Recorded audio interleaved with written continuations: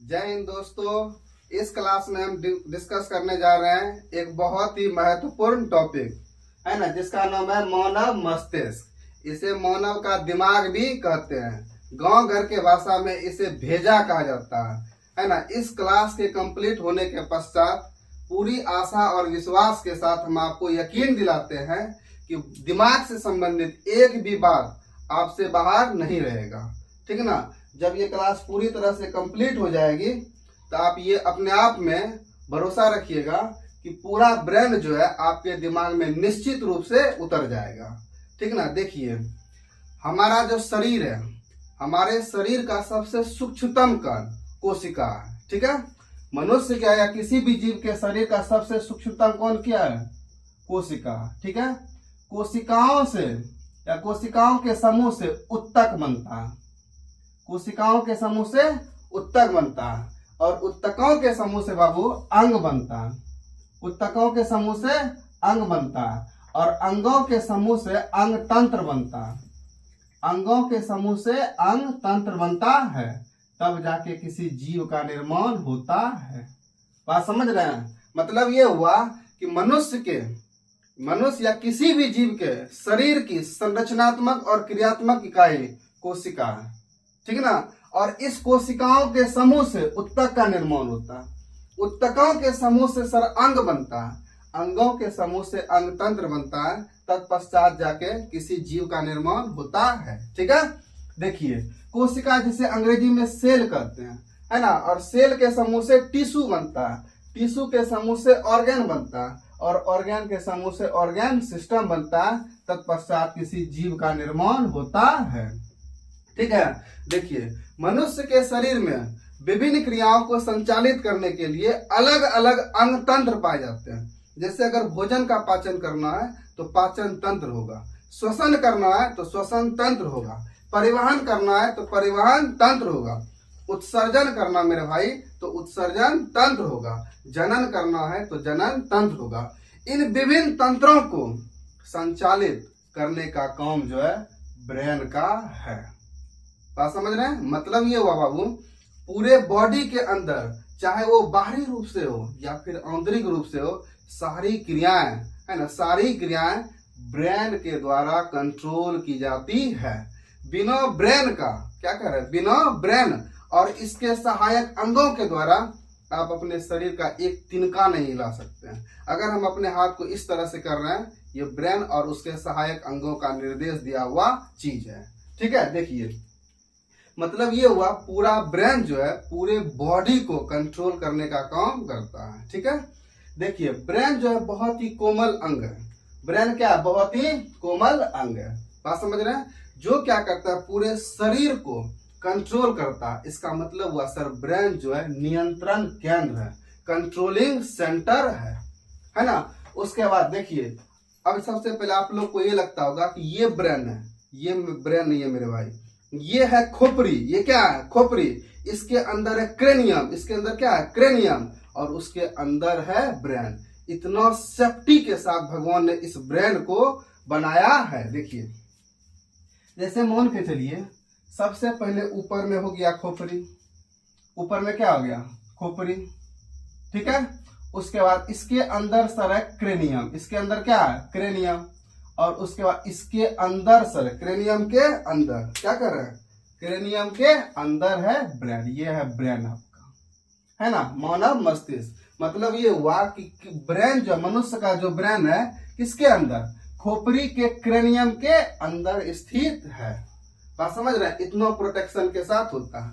कभी कभार अगर आपके मतलब गांव घर में देखेंगे किसी बच्चा को, है ना, सामान्य सा चोट लग जाए सर में, तो उसका ब्रेन नहीं पड़ता, उसका ये खोपड़ी में चोट लग जाता। अगर उसके ब्रेन में लग जाए तो अंततः ये मान के चलिए उसको कुछ नहीं होगा, केवल वो बच्चा या कोई भी आदमी मर जाएगा, ठीक है। अब देखिए, लिखा है मस्तिष्क जो है खोपड़ी के क्रेनियम के अंदर रहता है, ठीक ना।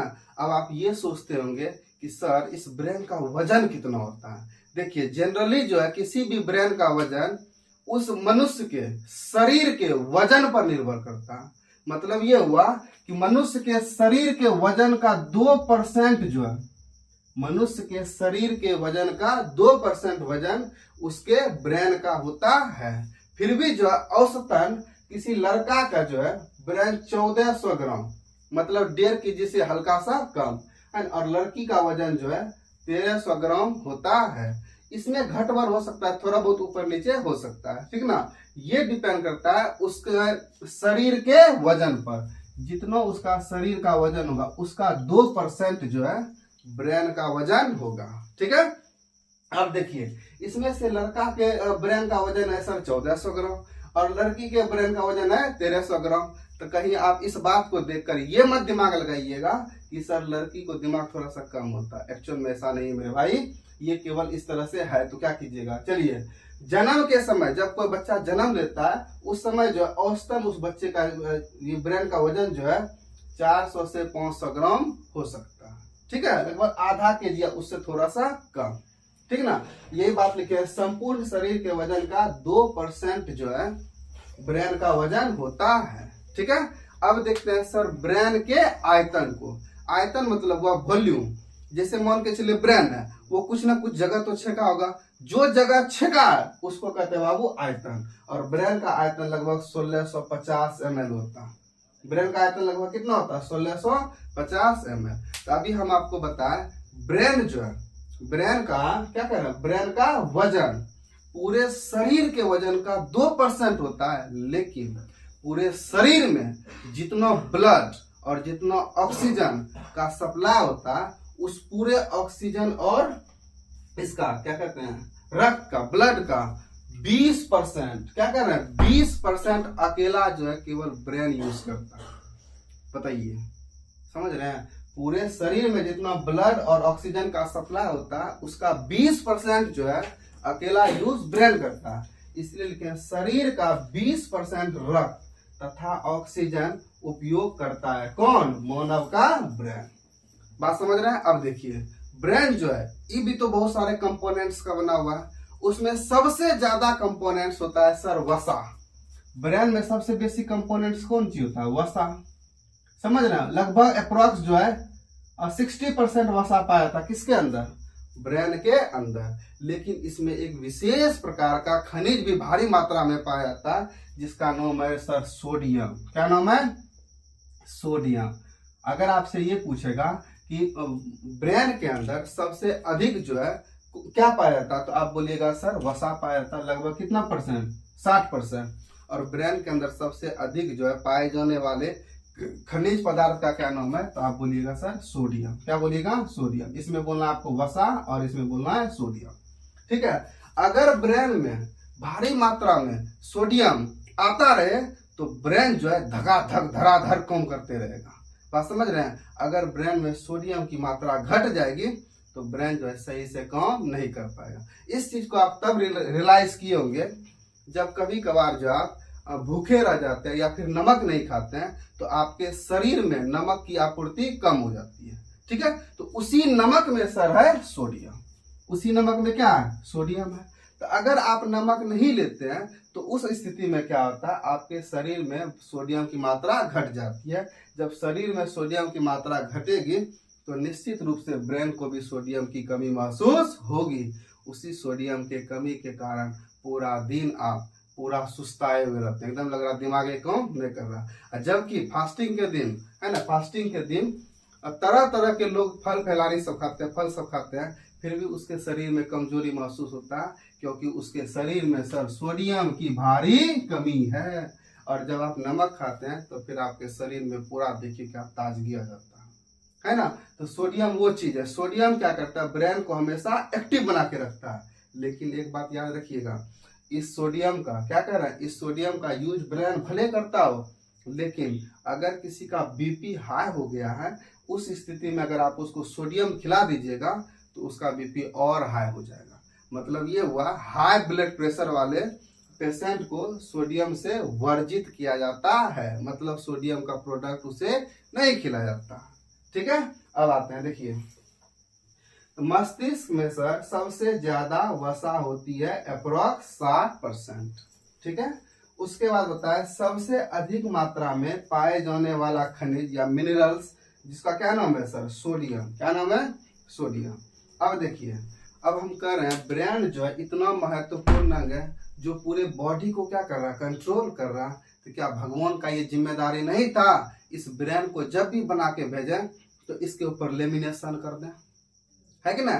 तो भगवान क्या किया, अपना जिम्मेदारी बखूबी निभाया। उसने क्या किया, जैसे ब्रेन है बाबू, क्या कर रहे हैं, ब्रेन है ये ब्रेन है ना, ब्रेन, इसके ऊपर, इस ब्रेन के ऊपर एक झिल्ली बना दिया। बात समझ रहे हैं, इस ब्रेन के ऊपर एक झिल्ली बना दिया, मैंने लेमिनेशन कर दिया, पन्नी चढ़ा दिया। बात समझ रहे हैं। तो जो झिल्ली बना है उस झिल्ली का नाम है बाबू मेनिजिंज। क्या नाम है उस झिल्ली का, मेनिजिंज। क्या नाम है, मेनिजिंज। बात समझ, क्या नाम है, मेनिजिंज। लेकिन इस मेनिजिंज का खासियत है, क्या खासियत है, इसमें सर 3 लेयर होता है। मेनिजिंज में कितना लेयर, 3 लेयर होता है। जैसे मान के मेनिजिंज है, इसके अंदर 3 लेयर है, 2 और ये 3। तो मेनिजिंज के अंदर कितना लेयर है, ये है अंदर वाला सर ब्रेन, ये अंदर वाला क्या है, ब्रेन है ना। इसके चारों तरफ क्या है, मेनिजिंज का परत है। और मेनिजिंज के अंदर कितना परत है, मेनिजिंज के अंदर सर 3 परत है। तो इसमें सबसे पहले क्या है, सबसे बाहरी परत, सबसे क्या है, बाहरी परत। जो सबसे बाहरी परत है सर वो कहलाता है ड्यूरामेटर। क्या कहलाता है, ड्यूरामेटर, ड्यूरामेटर, ठीक है। उसके बाद जो बीच वाला परत है उसको कहते हैं आर्किनोइड। क्या कहते हैं, आर्किनोइड, ठीक है। और जो सबसे भीतरी परत है ना, जो ये हुआ सबसे बाहरी परत, ये जगह ड्यूरामेटर, ये है ना, ये कहलाएगा आर्किनोइड। और जो सबसे भीतरी परत है इसको कहते हैं सर पायामेटर। क्या कहते हैं, पायामेटर। बात समझ रहे हैं। मेनिजिंज का जो सबसे बाहरी परत है वो कहलाएगा ड्यूरामेटर, बीच वाला जो परत है वो कहलाएगा आर्किनोइड, है ना, क्या कहलाएगा, आर्किनोइड। और जो सबसे आंतरिक परत है सर वो कहलाएगा पायामेटर, ठीक ना। तो ये मेनिजिंज का परत था। अब आप सोचिएगा कि सर जैसे ये मेनिजिंज है, ये क्या है, मेनिजिंज है। पहले इसको यहाँ पे दिखा देते तब आगे बताएंगे, ठीक है। कह रहा है यह एक झिल्ली से घिरा होता है जिसे मेनिजिंस या मेनिजेंस कहते हैं। यह 3 परतों से बनी होती है, ठीक है। उसके बाद इसमें पहला होता है सर ड्यूरामेटर, है ना। पहला क्या होता है, ड्यूरामेटर। दूसरा होता है आर्किनोइड और तीसरा होता है पायामेटर। पहला क्या होता है, ड्यूरामेटर, दूसरा आर्किनोइड और तीसरा होता है पायामेटर, ठीक है। अब ड्यूरामेटर का यह सबसे बाहरी परत है। ड्यूरामेटर क्या है, सबसे बाहरी परत, ये बता रहे थे हम। ड्यूरामेटर क्या है, सबसे बाहरी परत। आर्किनोइड क्या है, सबसे बीच वाली परत, मेनिजिंज की बीच वाली परत। और पायामेटर क्या है, सबसे अंदर वाली परत। तो पायामेटर में लिखे हैं यह सबसे भीतरी परत है। बात समझ रहे हैं। अब देखिए ध्यान से समझिए। तो हम ये कह रहे हैं बाबू, ये मेनिजिंज है और इसके अंदर क्या है, ब्रेन है ना। तो इसमें 3 गो भित्ति होती है, 3 गो परत होती है, लेकिन हम इसको मिटा रहे हैं, ठीक है। हम इसमें केवल एक परत दर्शा रहे हैं ताकि आपको समझने में कठिनाई नहीं हो, ठीक है। चलिए, ये ब्रेन है सर, ठीक है। अब इसके ऊपर जो है जो परत बना हुआ है, इसके ऊपर क्या बना हुआ, परत। इस परत का क्या नाम बताए, मेनिजिंस। क्या बताए, मेनिजिंस। इस परत का क्या नाम बताए, मेनिजिंस या मेनिजिन। समझ रहे हैं, मेनिजिन। अब देखिए ध्यान से समझिएगा, ये मेनिजिन और ये ब्रेन, ब्रेन क्या कर रहा है, ब्रेन के चारों ओर जो मेनिजिन्स है इस ये क्या कर रहा है, कोमल ब्रेन की सुरक्षा कर रहा है। लेकिन ये ब्रेन पूरा है कहाँ पे सर, ये है क्रेनियम के अंदर। किसके अंदर है, क्रेनियम के अंदर। तो मान के चले सर ये है क्रेनियम, ये क्या है, क्रेनियम। ये क्या है, क्रेनियम। क्रेनियम तो एक हड्डी है। क्रेनियम क्या है, एक प्रकार का अस्थि है। क्रेनियम क्या है, एक प्रकार का अस्थि यानी कि हड्डी है। बात समझ रहे हैं। अब हमको एक बात बताइए, ये चूंकि हड्डी है ये तो हार्ड होगा, और ब्रेन बताए सर सबसे कोमल अंग है, बहुत ही कोमल अंग है। तो क्या इस कोमल अंग और ये हड्डी ये एक दूसरे के साथ अगर रहेगा तो किसी कारण से इसमें क्या लगेगा, स्क्रैच तो लगेगा सर, लगेगा नहीं लगेगा। इसलिए भगवान क्या किया, रुकिए, भगवान बोला नहीं, ऐसा करते हैं इस अस्थि और मेनिजिन्स के बीच में ग्रीस जैसा, मोबिल जैसा, तेल जैसा कुछ द्रव भर दिया। इसके अंदर कुछ क्या भर दिया, द्रव भर दिया। बात समझ रहे हैं, किसके बीच में, मेनिजिन्स और अस्थि यानी कि क्रेनियम के बीच में। ये अस्थि क्या है, ये है सर क्रेनियम। ये क्या है, क्रेनियम। ठीक है। इसके बीच में क्या भर दिया, कुछ द्रव भर दिया। इस द्रव का नाम है सेरिब्रोस्पाइनल द्रव। एक बार फिर से मेरे साथ, सेरिब्रोस्पाइनल द्रव। तो इसका क्या नाम है बाबू, इसका नाम है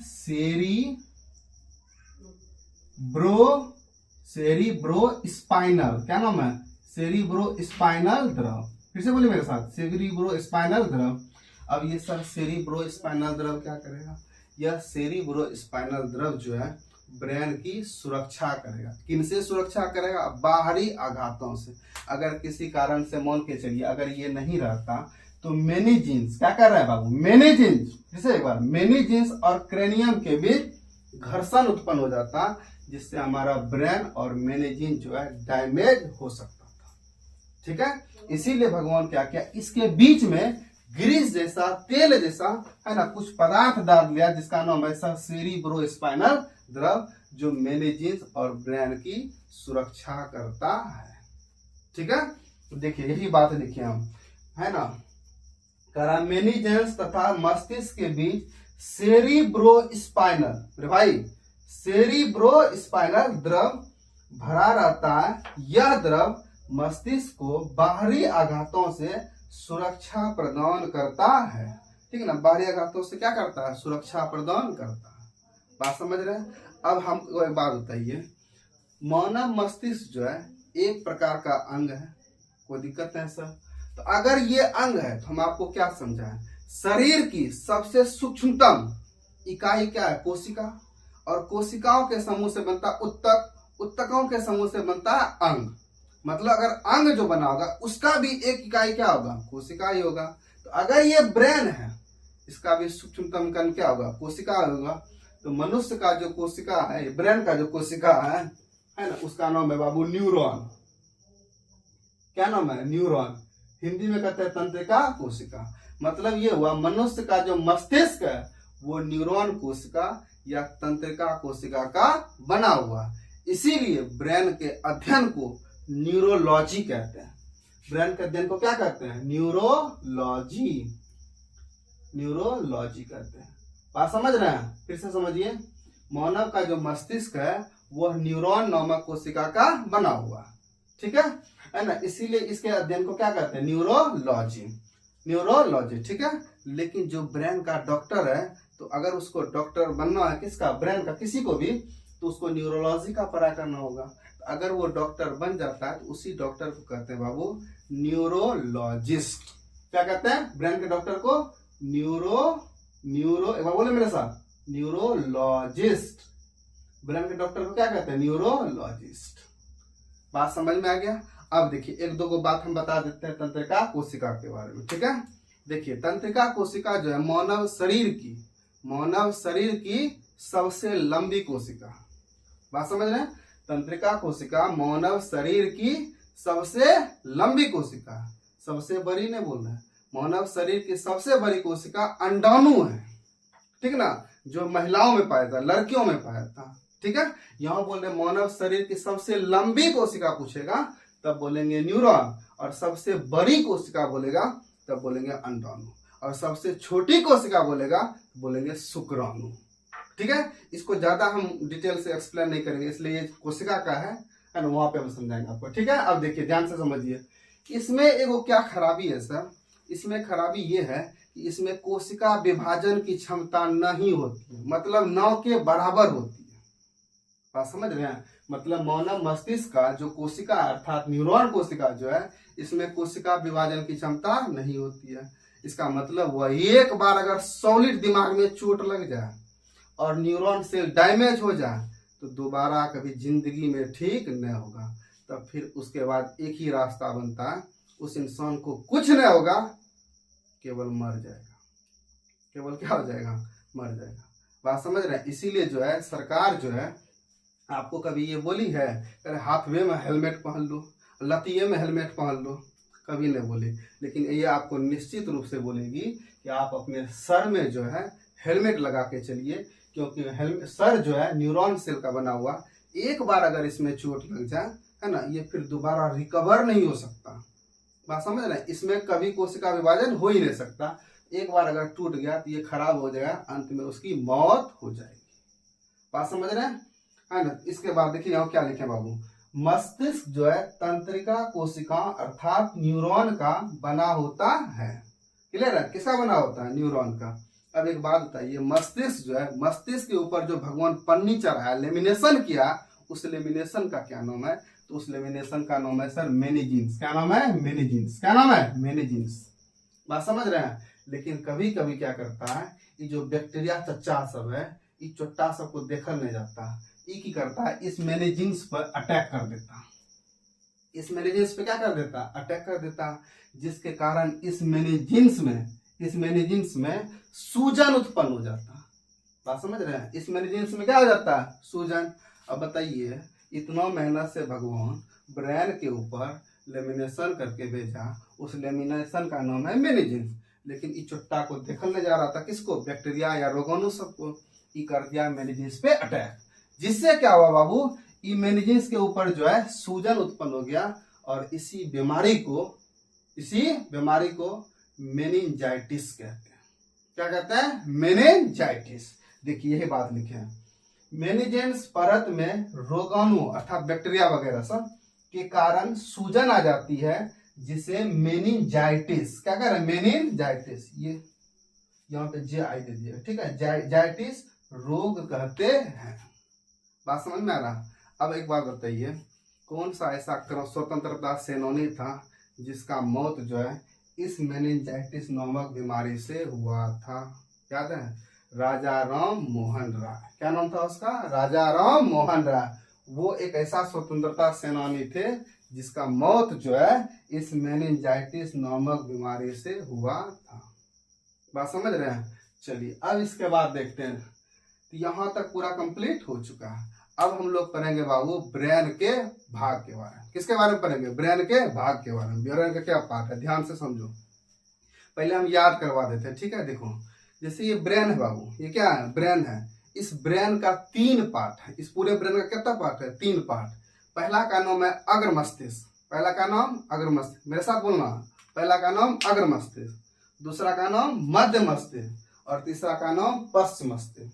अग्र मस्तिष्क, मध्य मस्तिष्क, पश्च मस्तिष्क। फिर से एक बार, अग्र मस्तिष्क, मध्य मस्तिष्क, पश्च मस्तिष्क। आप जहां भी बैठे हैं शर्माइए मत, बोलिए अग्र मस्तिष्क, मध्य मस्तिष्क, पश्च मस्तिष्क। अग्र मस्तिष्क को अंग्रेजी में कहते हैं फोर ब्रेन, मध्य मस्तिष्क को कहते हैं मिड ब्रेन, और पश्च मस्तिष्क को कहते हैं हिंड ब्रेन। ठीक है, याद हुआ, अग्र मस्तिष्क, मध्य मस्तिष्क। टेंशन मत लीजिए, सारा चीज अगर दिमाग में ना उतर जाए तब आप हमको कहिएगा। बात समझ रहे हैं। अगर समझ में आया अनसब्सक्राइब करके चले जाइएगा, लेकिन पहले आप नाम याद कीजिए, उसके बाद फंक्शन वगैरह सब कुछ हम करवा देंगे। ठीक है, तो फिर से सुनिए, ब्रेन का 3 पार्ट, अग्र मस्तिष्क, मध्य मस्तिष्क, पश्च मस्तिष्क। ठीक है, अग्र मस्तिष्क का सर 3 पार्ट, अग्र मस्तिष्क का 3 पार्ट, अग्र मस्तिष्क का 3 पार्ट, अग्र मस्तिष्क का 3 पार्ट। सबसे पहला सेरिब्रम, ध्यान से सुनिए मेरी बात, सेरिब्रम। ठीक है, दूसरा है थैलेमस, रे भाई, cerebrum, thalamus, hypothalamus, cerebrum, thalamus, hypothalamus.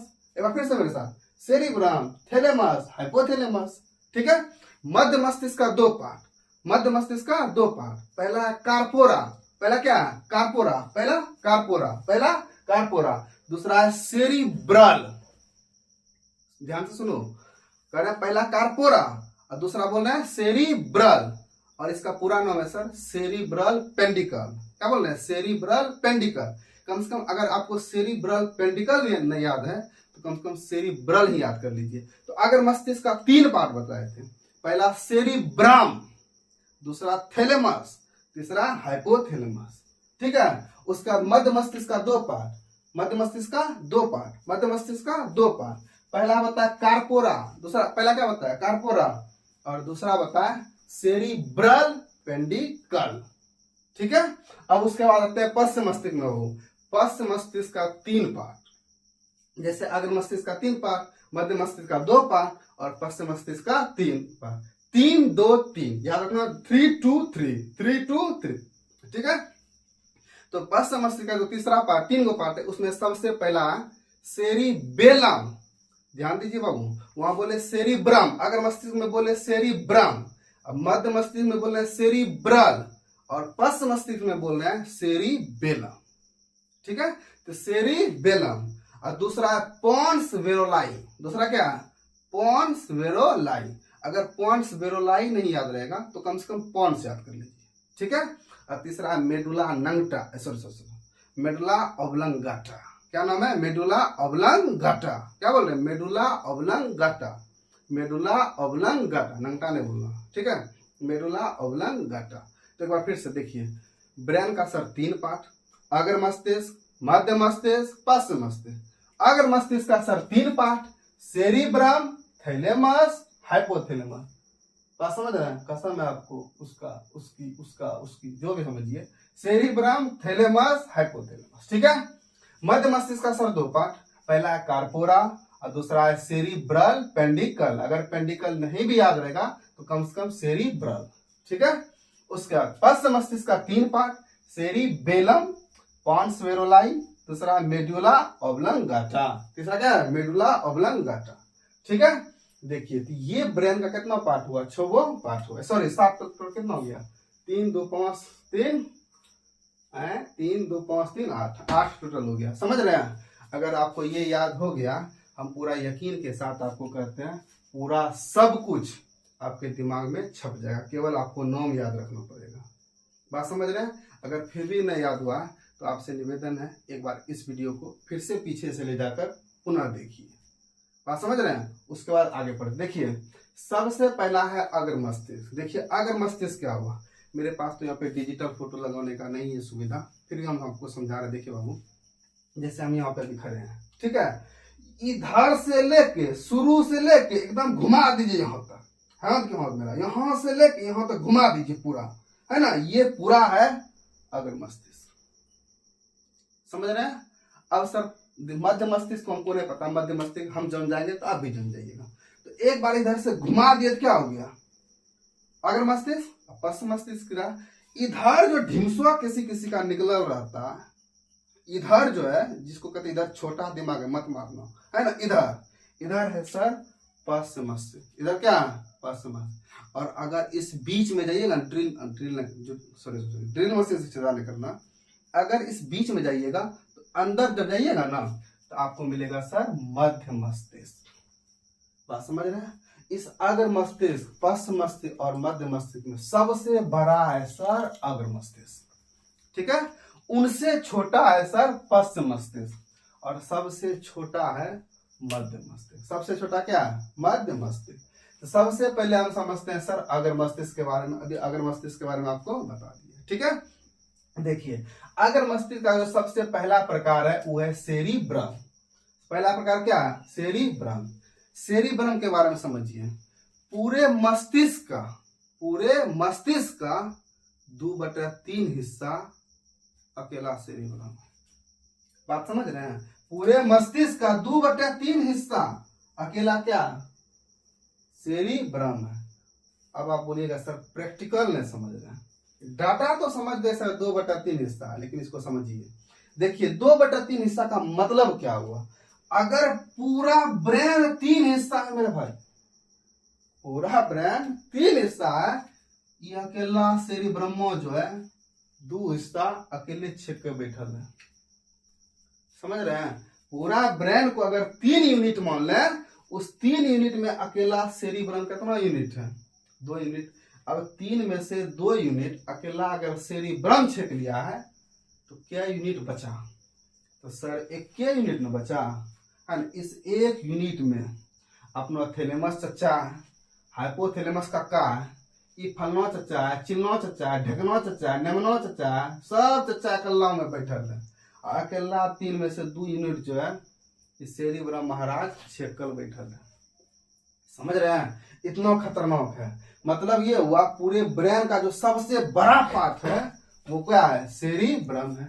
अब आप कहिएगा सर खाली बड़ा रहने से होगा, इसका काम भी तो बड़ा होना चाहिए। तो जी जरूर, इसका काम भी क्या है? बहुत बड़ा है। पूछिए क्या? देखिए सबसे पहले ये समझ लीजिए, आप जो किसी चीज को बुद्धि लगाते हैं, जो कहते हैं इंटेलिजेंट माइंड है, बुद्धि लगाते हैं, दिमाग लगाते हैं, टेक्निक लगाते हैं, ये सब काम किसका है? सेरिब्रम का। किसका काम है? सेरिब्रम का। कोई चीज सोचते हैं ना, समझते हैं ना। अब जैसे आप लोग के तरह ये ना, कोई भी काम करेंगे पहले कर देंगे तब सोचेंगे। अरे मेरे भाई, जब आप समझदार बन जाओगे तो किसी भी चीज को करने से पहले करोड़ बार सोचोगे, है ना। वो चीज जब सोचोगे ना, वो चीज सोचने का जो शक्ति है वो किसके द्वारा है? सेरिब्रम से ही है। किससे है? सेरिब्रम से। जब हम किसी चीज को पढ़ते हैं, किसी बच्चा को क्लास में देखिएगा, एक बार पढ़ा दिए, पढ़ लिया और याद कर लिया, उसको अच्छा से याद रहेगा। और किसी बच्चा को वो क्या कहते हैं, उसको इच्छा वो कौन सी कहते हैं, ये इच्छा यादाश्त का हुआ है। कितनों अगर वो याद कर लेगा, कितना भी याद कर लेगा, उसको याद नहीं रहेगा। इसका कारण है उसका सेरिब्रम कमजोर है। सेरिब्रम क्या है? कमजोर है। जिस बच्चे का सेरिब्रम जितना उन्नत होगा, है ना, वह बच्चा उतना याद करने में सक्षम होगा। ठीक है। और जिस बच्चा का, है ना, सेरिब्रम कमजोर होगा, कितनो पढ़ ले याद होने वाला नहीं है।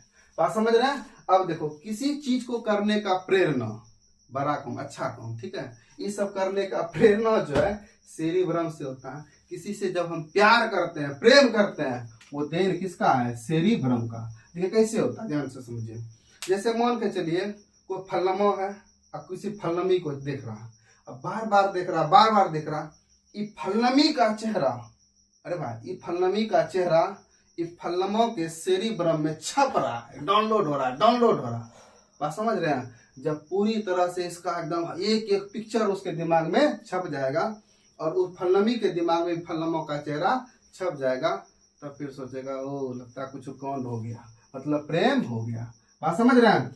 अब किसी चीज से डर लगता है ना, है ना, किसी चीज से क्या लगता है? डर लगता है, भय लगता है। ये भी कमाल है सर सेरिब्रम का। किसका कमाल है? सेरिब्रम का, है ना। जब आपका हैप्पी बर्थडे होता है, फिर कोई खुशी वाला बात होता है, तो खुशी का अनुभव भी किसके द्वारा होता है? सेरिब्रम का। तो कभी खुशी और कभी गम। अगर सेरिब्रम खुशी दे सकता है तो सेरिब्रम दुख भी तो दे सकता है। बात समझ रहे हैं? ये सब चीज का अनुभव जो है कौन कराता है? सर सेरिब्रम कराता है। कौन कराता है? सेरिब्रम। कोई दिक्कत? अब देखिए, जिस मनुष्य का, मेरे भाई ध्यान से सुनो, जिस मनुष्य का सेरिब्रम जितना बड़ा होगा और अच्छा होगा, वो मनुष्य जो है उतना जो है अपने बौद्धिक क्षमता के लिए अच्छा होगा।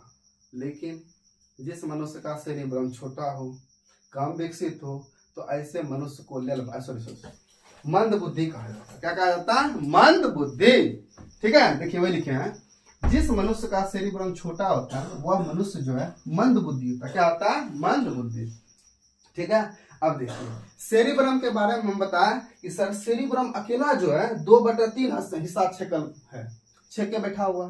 तो अगर 3 में से 2 हिस्सा छेक के बैठा हुआ, तो मान के चलिए सर सेरिब्रम, ये क्या है? सेरिब्रम है ना। तो इसका भी जो है ना, इस सेरिब्रम का भी 4 पार्ट है। सेरिब्रम का कितना पार्ट है? 4 पार्ट। तो 4 के 5 है, देख लेते हैं। 4 लोब है। तो देखिए 1 2 3 4, कितना लोब है? 4। एक को कहते हैं सर फ्रंटल लोब। एक को क्या कहते हैं? Frontal lobe. अरे लोब का मतलब हुआ जगह, स्थान, या फिर ये खंड माने टुकड़ा। बात समझ रहे हैं? तो सेरिब्रम का भी 4 लोब है। पहला है फ्रंटल लोब, दूसरा है पेराइटल लोब, तीसरा है ओसिपिटल लोब, और चौथा है बाबू टेम्पोरल लोब। ये आपको याद नहीं रखना, ठीक है, ये आपको याद नहीं रखना। मतलब समझ रहे हैं? पूरा एकदम ब्रेन का जो सबसे मुख्य पार्ट है वो है सेरिब्रम। अधिकांशतः चीज जो है ब्रेन के सेरिब्रम से ही कंट्रोल होता है। समझ गए? अब हम उम्मीद कर रहे हैं ब्रेन का जो सेरिब्रम है वो आपको समझ में आ गया होगा।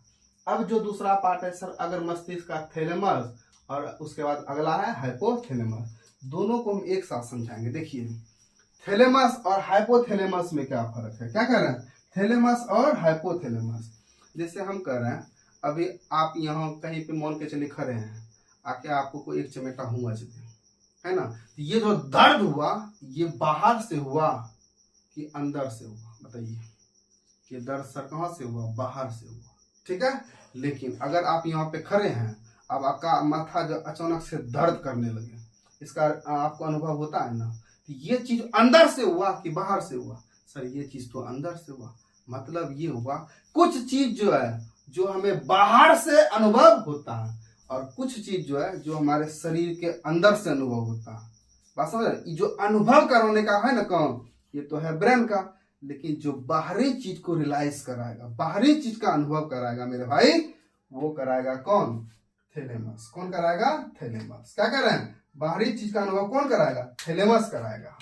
बात समझ रहे? जैसे अभी देखिए ठंडी का दिन आ गया, आपको ठंडा लग रहा है ना, ये बाहर से लग रहा है अंदर से लग रहा है?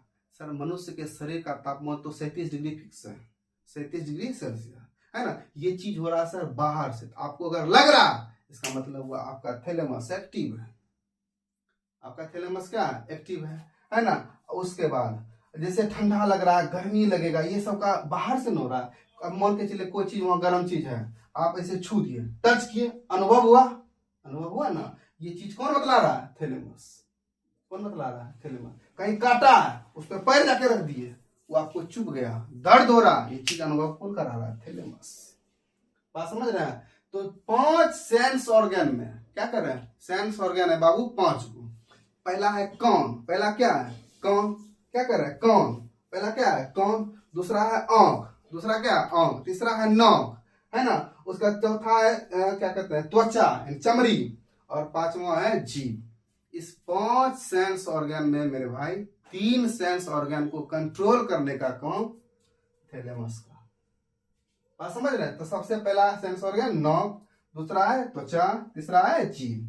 तो नाक से जो हम सूंघते हैं, इस चीज को कंट्रोल करता है थैलेमस, है ना। उसके बाद त्वचा से जब हम किसी चीज को स्पर्श करते हैं, इस चीज को भी अनुभव कराता है थैलेमस। और जीभ से जब किसी चीज का स्वाद लेते हैं, तो इस चीज का अनुभव कराता है थैलेमस। बात समझ रहे हैं? तो याद रखिएगा, बाहरी चीजों का ज्ञान थैलेमस के द्वारा, और शरीर के भीतरी चीजों का ज्ञान हाइपोथैलेमस के द्वारा। जैसे शरीर के भीतर चीजों का अनुभव, जैसे हुआ ताप, जैसे आपका शरीर का तापमान है 37 डिग्री सेल्सियस, है ना। अगर आपके शरीर का तापमान है ना बढ़ जाए, तो इसका मतलब क्या हो गया? आपको बुखार हो गया। तो बुखार होता है, आपको पता चलता है नहीं चलता? अरे भाई, अगर आपको बुखार है तो पता तो आप ही को चलेगा ना। तो इस चीज को रियलाइज कौन कराता है? हाइपोथैलेमस। अगर कहीं मान के चलिए दर्द हो जाए, शरीर के किसी अंदर आंतरिक भागों में दर्द हो जाए, ये चीज आपको पता चलता है नहीं चलता? निश्चित रूप से चलता है। ये चीज पता करने का काम हाइपोथैलेमस का। ठीक है, रोने जैसी घटनाओं को है ना अनुभव करने का काम हाइपोथैलेमस का। बात समझ रहे हैं? अगर ये नहीं होता है हाइपोथैलेमस, तो उस कंडीशन में क्या होता? अंदर से किडनी, फेफड़ा, लीवर, कलेजी सब धुक धाक करके जो फट उठ जाता, दर्द से इधर उधर हो जाता, आपको रियलाइज ही नहीं होता। समझ रहे हैं? तो शरीर के आंतरिक चीजों का ज्ञान जो है हाइपोथैलेमस के द्वारा होता है। बात समझ में आ रहा?